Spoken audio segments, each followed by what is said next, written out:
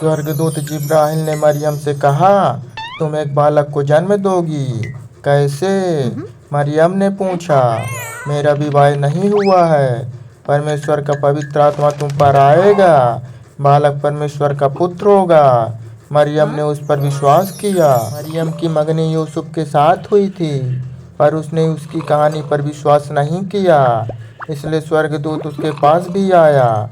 मरियम झूठ नहीं बोल रही है। उसका बालक परमेश्वर का पुत्र होगा। तुम उसका नाम यीशु रखना। कई महीने बीत गए।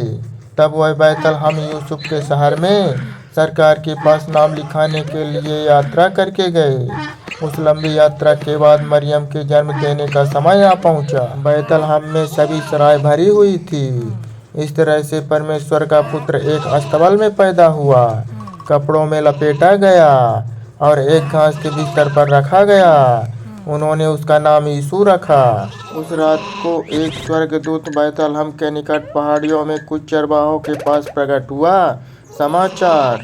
स्वर्गदूत ने कहा, तुम्हारा उद्धारकर्ता पैदा हुआ है। वह बैतलहम में एक चरनी में रखा हुआ है। अचानक बहुत सारे स्वर्गदूत प्रकट हुए, इतने ज्यादा कि उनसे पूरा आकाश भर गया।